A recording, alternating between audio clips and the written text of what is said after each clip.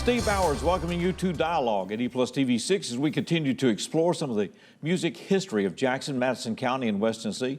Joined today by Jimmy Stephenson, who will help us cover, say, from the mid-50s to the mid-1960s. Different day and time, whole different music atmosphere, environment, and everything else. A lot of the foundation of what we hear today was set right during that time period. Jimmy, it's good to see you.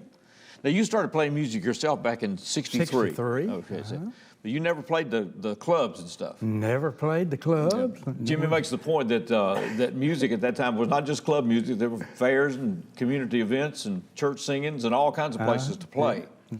Not everybody played the clubs, but we're going to focus on a lot of the folks that did play the clubs that were here back in the 50s and 60s in such an explosive changing time in music from what was happening in the early 50s to what was going to be going on by the mid-60s. And, of course, even more changes were on the way by the time you get to Woodstock and all that other stuff. That's a whole different era. Yeah. But we had a whole dramatic impact, a whole thriving music scene here in Jackson. We did. In the 1950s. Mm-hmm. Let's start, if we can, just some way to organize this, but there were studios here. When Sam Phillips' Sun Records, of course, they had the advantage of Dewey Phillips and WHBQ. They could play the songs that were coming out of Sun once they got to Elvis and to Jerry Lee and all these other people. But it also created an environment where maybe you could have an independent record that would become a hit, right? Yeah, yeah. So we had some people that were serious about the recording business and everything else. So who set up some of the first studios here? The first studio that I'm aware of was Jackson, Jaxon studio that was set up by Jimmy Martin. Okay. And it was where? And what I had, the information that I have got, that Jackson name came from the Jackson Theater, drive-in theater out north. All right, so it was Jaxon. That's the information that I got. And so it was Jackson Drive-In. That's where the name. That name is from. still in this city today. Jimmy Exum started Jackson Recording Services and has that Jaxon. So he brought that name back. Yeah. Down on Lafayette Street now. Right. Okay. So that where was that studio set up? That studio was in Jimmy Martin's house. Okay. At 818 Conger Street. Conger Street. Okay. Which the house is still there. Jimmy was a carpenter. Okay. So he built an extra room on the house and put the studio in it. From what the descriptions that I've gotten from a studio, it was well designed with the glass separating a control room. Okay. And the studio itself. And so Jimmy was a carpenter, so he was able to do that. It built onto the back of his house. Okay. Is the house is still there on Congress? The house is still there. The extension's still there, where the studio was, or? I think it is. It's kind of the back of the house. Okay, interesting. But yeah, I drove by there yesterday just to see if it was still there. Check to see it was still there on Congress Street. Still there. All right, so a historic site in this even. Maybe put up a marker or something. It is. It's still there, and it's. It's... So was he releasing records on a label or just recording artists? What was he doing? Yeah. Of course, back up a little bit, the Jackson, Jimmy Martin, he wanted to do something in Jackson that Sam Phillips was doing in Memphis. Okay. So he wanted to bring it to Jackson and try to accomplish what Sam accomplished in Memphis. That's what I'm saying. These people had aspirations. It was possible to break independent records in those days. Yeah, it was. So they were looking for the talent out there. And so he starts this, and he's the first one. Yes. So who records with him then? On the Jackson label, the records that were released, there were 5 records released from that studio on the Jackson label. And the first one was Jimmy Martin's Combo. Naturally, it was going to be his. Yeah, right, absolutely. His first record, Jackson 501. Okay. And that was released, and Jimmy Martin's band played, and Ramsey Kearney did the vocals. Okay. Ramsey Kearney being from Bolivar. Bolivar, okay. And so he was their lead singer. Do you know who else was on those sessions as far as the musicians that were in the Jimmy Martin band? I think maybe. Yeah, confer with your notes. Yeah, we have some notes here. I'm not real sure. One thing about Jimmy, he's going to be accurate. He's researched all this stuff. Yeah, Sonny got a lot of notes here. Yeah. But, at that time. So Ramsey Kearney's the vocalist. Jimmy Martin's the head of the Yeah, Jimmy Martin was a drummer. Drummer, okay. So I do know those two. All right. Of course, at that time, Carl Mann and the Cool Cats was involved. Okay. So I'm thinking that probably some of Carl's musicians was involved in this session. In the first sessions too. Okay. So Carl Mann recorded on that label. Yeah, Carl Mann. The Franklin Stewart and the Stewart brothers Okay. recorded. They were the second band to record. All right, so that's 502 then, is Franklin Stewart and the Stewart brothers. Well, let me back up. Yeah. The Lamar Davis, the Jimmy Martin was 501, and yes, that's right. Carl Mann was 502. Okay. So they were all there. What did Carl release? What was the name of the song? Have you got that? Carl Mann released Gonna Rock and Roll Tonight Okay. and Rockin' Love. Okay. And those were on 502, and that was about 1957, Wow. somewhere along in there. All right, so Carl's going to go to Sun then later than the others. He goes there at 58, 59 then. Okay. And it's really interesting that how I have the documentation of all these records and the dates and the whole thing. All right. I just, don't have So you've time done to go extensive through. research into this. Yeah. All right, so we got 501 with Jimmy Martin Martin's combo. 502 is Carl Mann. Carl Mann and Cool Cats. Okay. And if we want to look at the Cool Cats, All right. we can see that Robert Oatsfall was the bass guitar player, the upright bass player. Okay. Footsy Robinson was the guitar player.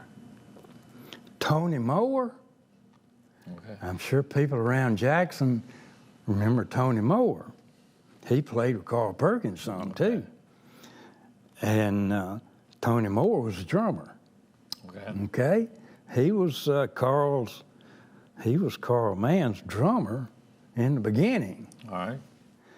And Jerry Waters was a fiddle player for Carl. All right, so they had a fiddle in this group. Yeah, so it was still kind of hillbilly country Hillbilly at that country. time. Okay. Okay, so that was Carl's first band that recorded there. So, but they're moving that country instrumentation then into this new rock and Yes. roll, rockabilly, whatever it is. Yeah, because they had heard what Elvis was doing out of okay. Memphis, and these guys wanted to get in on the action, so they started kind of transferring into this rockabilly. All right. So I often that's say- five. All right, go ahead. I often say that, and I hope it's not out of line, but when the hillbillies started playing rock and roll, it became rockabilly. Yeah. And that's about the way it was. That was it. Country instruments and a new rock and roll sound. Yeah. So we got a fiddle and an upright bass. Uh-huh. All right, so that's 502. What was 503 then? 503 was Eddie Bush. Okay. Actually released a single. record on Jackson Records. Eddie Bush is going to become a phenomenal guitarist and will be part of Carl Mann's transition into stardom at Sun Records. Eddie Bush from Jackson, but I didn't know he had a single, so he had his own single out. Yeah. Jackson 503. 503. What was the name of the song? Little Darling and Confused About You. All right. Probably look those up on YouTube, so we're in find Yeah, those. they all, they all recorded and on YouTube. It's interesting too that most of the information that I have collaborated with the European music producers, between them and myself, we put all this together. Okay, all right. We're in the early stages. We're at Jackson Records, which is on Congress Street. House still stands today. It was at the back of the house. Yeah. So what came out number 4 then? That was Kenny Parchment. Okay, another Jacksonian that would go to Sun. Kenny All right, Parchment. So what did he record? He recorded Treat Me Right and Don't You Know Okay. with Kenny Parchment and the hi-hats. You got a list of the hi-hats? Yeah, the hi-hats. That is Jerry Lee Smoochie Smith on piano. Okay. Okay. That would become part of Sun. All Yeah. right. George Sykes on upright bass. Richard Page on lead guitar. And Ronnie Parchman, Kenny's brother, on drums. Okay. All right.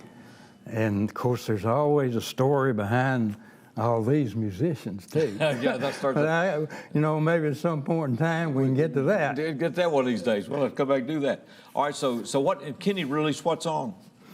Treat Me Right. Treat Me Right, okay. And Don't You Know. Okay. All right. On Jackson Records. 504. All right.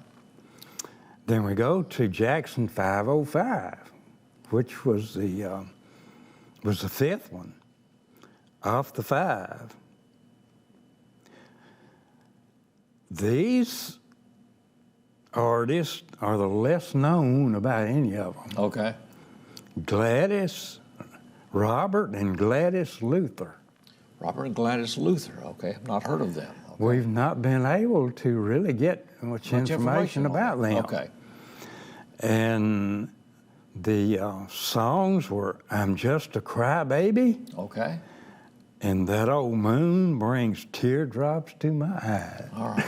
Probably they might have been looking at that blue moon last night. Okay. Well, it was out last night. So that's Robert and Gladys Luther. Okay. I've not heard of them. Yeah. Okay. And I've got some information from Carl Mann that he said he thought that his band was the backing band on those recording. Okay. Were these the only 5 that were released out of Jackson? That was the only 5 that were released on Jackson Records. Okay. Now, did that studio get used for other artists and other releases? It did. Okay. It did. And it's probably the most prominent that was recorded on there that never got released was Larry Brinkley. Okay. Larry Brinkley being out from the Tupelo, Mississippi area. All right. He played a lot of the clubs up here, did a lot of the shows. Okay. And, but from my information here, it looks as though that he probably recorded about 12 songs that never got released. Never got released. Okay. But we do have the songs. Oh, is that right? So we have all these songs. The tapes then survive. Yeah. The tapes eventually wound up, the masters eventually wound up in the possession of Dave Travis in England. Wow. Did he release those then? Did he? Yeah, he's released those. So those are available then on CDs out of Europe. Okay, all that stuff from the Jackson recording studio. Yeah, and like I say, it's my understanding that Dave got these Jackson masters from Carl Mann. Okay. All right. Dave and Carl had been working together ever since back in the 1970s, probably. All right. And Dave was instrumental in getting Carl first bookings in Europe. Okay. Dave Travis is really an interesting person himself. He's still alive? He's still alive. I got a letter from him 2 weeks ago. Is that right? So those masters from Jackson Records went to Europe, and they are releasing these on CDs. Yeah. Are there other names we need to know out of those? Larry Brinkley is one. I mean, are there other names that stand out to you? I don't have any more that were released out there. that were released out of Jackson. Well, let's take this break. Let me take this break, and we're going to be back. We'll continue this conversation. Okay. Jimmy Stephenson, we're in the 1950s. That's just one studio. We got more to go as we continue this dialogue at E+ TV6.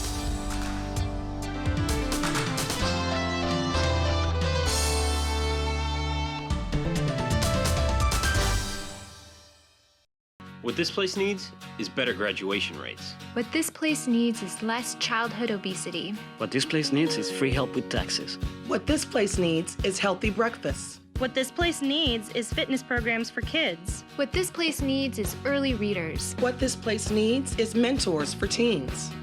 What this place needs is people to join us. What this place needs is you. To donate or volunteer, go to unitedway.org.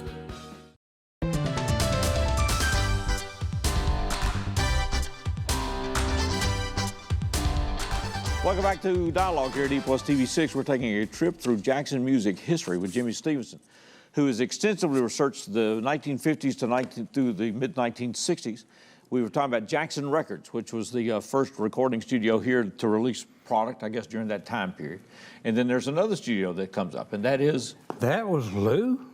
Lou Records, like LU. LU. Okay. And it was where? It was originally on 600 Davis Street. Okay. And I'm thinking probably that maybe in either Bemis or Pinson, one or the other. Okay. Down south. I really hadn't. So it started down south. Did it come into Jackson then? Then it was moved to 600 North Royal Street. So on North Royal. Is that house still there? The house is still there. Okay. I went by it yesterday, as a matter of fact. And if you would like to buy a piece of history, there's for sale sign in the yard. Okay, got that. So the studio was upstairs then? Upstairs. Upstairs in this studio house. was upstairs. All right, who had this studio? That was Lamar Davis and Lonnie Blackwell. Okay. From what I understand, that Lamar Davis was the basic founding owner of the studio, and Lonnie Blackwell was kind of the recording engineer. Okay, all right. And it's more into the music side. Were they releasing records on the Lou label then? They had a label? They did. They had the Lou label. Okay. And they released 8 releases on Lou. Okay. Well, let's go through those. Lou 500 was Lamar Davis and the Rhythm Masters. Okay. What was the name of the song? If You Only Knew and Without You. Okay. So naturally, again, the owner of the studio was the first release. Similar to Jackson. Why have the studio if you're not going to release your own? Have a record label if you're not going to release yourself. That's All right, true. what was next then? 501, Franklin Stewart and the Stewart Brothers. Okay. That was that Long Black Train. Now, that got play around here. Yeah. Yeah. I know you can find that on YouTube because I've played it on YouTube. Yeah. Long Black Train and I'm Not Gonna Cry by right. the Stewart Brothers. 501. Then we go into Lou 502. John Pyram. All right. Here in Jackson. Okay. And I've got a million things to do, and my pledge to you. All right. Who else? 503, out of Crockett County. Grew up with him as a neighbor. Picked strawberries for him. Right. Carl Miller. Carl Miller. Okay. These are Rhythm new names. guitar and last song. Okay. These are new names to me. Okay. Lou 504, Get It Off Your Mind and Satellite Hop. Kenny Parchment in the hi-hat. Okay, so Kenny's on Jackson, Kenny's on Lou, and he's headed to Sun, right? That's it. And then Lou 504, Humming the Blues Away, and A Little Red Bird Told Me. Lamar Davis and the Davis sisters in the room. So there he is back in there. on his label. Lou 506, The Whole Town's Talking. Okay. Curtis Hobart. Okay, another new name here. Curtis Hobart. Curtis Hobart and the Stardusters. Okay. This Curtis Hobart, the interest in Curtis Hobart basically got me started into all this research. Is that right? Okay. Because Curtis and the Stardusters would play the street dances in my hometown of Bells. All right. So I wanted to find out more about Curtis. So they was And that was my first research project. All right. So And that I started opening the door to all this. That's correct. I don't have a Lou 507, but I do have a 508. Tom Dooley Rock and Roll and China Rock. Again, Curtis Hobart, the Stardust. Okay. So Curtis never at work. Yeah. Okay. Curtis was real popular around Jackson here. Okay. He later moved to South Jackson, Bemis. Lived there a long time. Okay. All right. What else And- was that? Those are the ones on that label. Yes, All right. Now, did Charlie Roach have a studio here? Charlie Roach did not have a studio. Okay. Charlie Roach had record labels that he recorded in Lou for the most part. Okay. All right. So he had a stable of artists then that would record there. And Yes. What was his record label? His record label in the beginning was Hillcrest, Okay. named after Hillcrest Circle, and Westwood, named after Westwood Gardens. Okay. Now I know there were other record labels around because down at Middleton they had Magic Records down there, and then Billy Wayne Tomlinson. There were other people that recorded around here, right? Yeah. And it, we can go back to Curly Griffin Okay. on Atomic Records. And that was the Jackson label. And there was a Jackson, Curly was from Jackson. Jackson. Okay. I'm not sure about the label. I'm not even sure about the studio. Okay. But Curly Griffin goes back to Gonna Whip That Bear, and Just For Me, recorded on Atomic Records label in 1955. Whoa. Okay. So we're early. So there's another Jackson artist. Okay.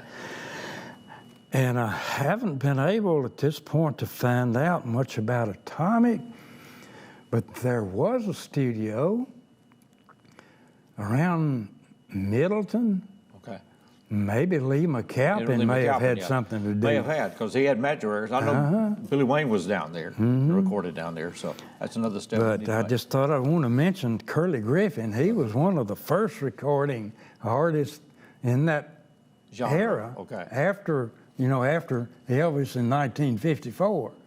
Then came Curly Griffin and Jackson. All right. We'll talk about Eddie Bush for a moment, because you mentioned him among other people, because he was an outstanding guitar player. Did the arrangement, I understand, for Mona Lisa that became the hit for Carl Mann. That's correct. And it was doing it, but then Sam Phillips suggested that Carl do the singing on that, right? But the guitar work is Eddie Bush on that record. That's Okay. true.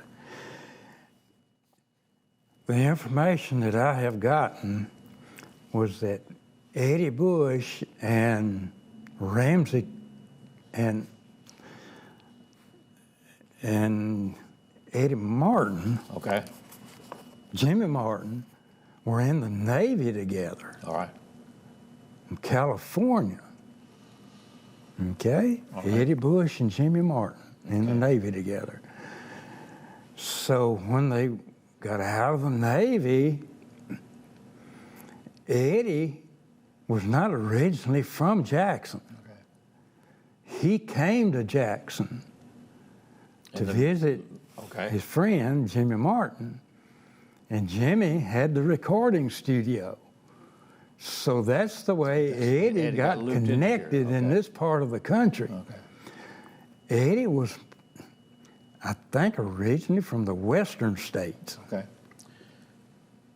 We're about to run out of time, Jimmy. If people want to know more about this, and you say, what's the thread? This producer in England, is that the best way to start discovering these songs or hearing these songs? Or there are 3 major European contacts. Okay. Dave Travis, which has most of all of West Tennessee's early recordings, Okay. including Eddie Bond. Oh, wow. Okay. He bought all of Eddie Bond's catalog, including the Stomper Time name, which is everything that Dave's put out. It's on Stomper Time Records. Stomper Time Records. Okay. So that's the one we need to start looking for. Yeah. And then Bo Berglund, that I've worked with out of Sweden. He has done most of the physical documentation in his American magazine, American Music Magazine. And you can look these people up online. Okay. And then you got Dominic,